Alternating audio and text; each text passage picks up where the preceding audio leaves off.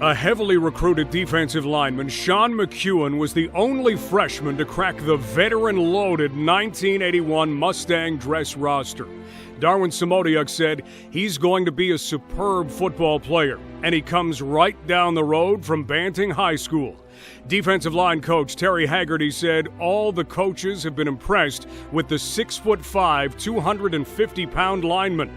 He has good strength and size and has a good nose for the football. He's tough and he can hit. Known to all by his nickname Milt after the 1960s cartoon character Milton the Monster, the gentle giant made an impact from the first day of training camp and played an important role in helping the Mustangs go undefeated during the 1981 regular season and capture the Yates Cup OUA championship. Head coach Darwin Samodiuk said Sean's trademark was his ability to move, a skill that set him apart for a defensive lineman. Quite simply, it was difficult to block him if you couldn't catch him. Sean's fundamentals, good feet, and solid football intelligence led to an outstanding career at Western.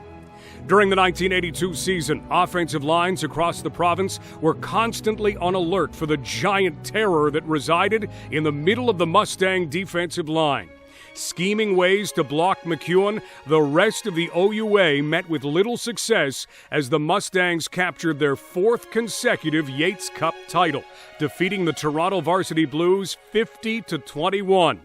Playing at home in the national semifinal Western Bowl, the Mustangs' defensive line's constant pressure in the face of the Concordia Stingers quarterback led to 6 interceptions and a great defensive stand that was instrumental in the Mustangs securing a 17-7 victory.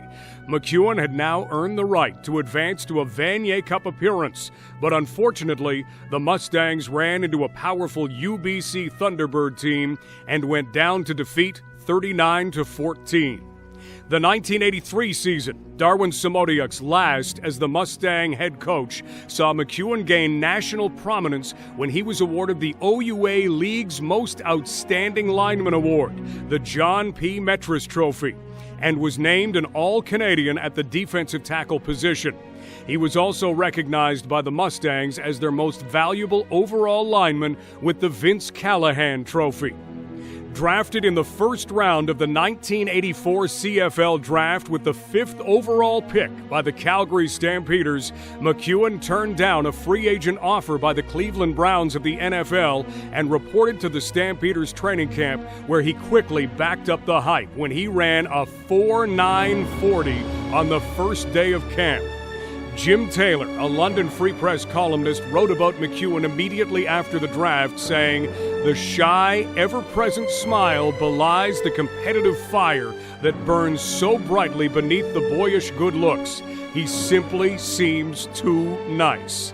After his rookie season, the Stampeders had a need on the offensive line, and because of McKeown's size and versatility, he was given the daunting task of transitioning from a defensive lineman to an offensive lineman, a challenge he met head-on and started many games on the offensive side of the ball. In all, McKeown would have a 7-year CFL career with the Stampeders, Tiger Cats, and Argos. Upon his retirement in 1991, McKeown would head home and join the Mustang football coaching staff as the defensive line coach and eventually the offensive line coach for a total of 15 seasons, helping the Mustangs win 3 Yates Cups, 2 national semifinals, and a Vanier Cup.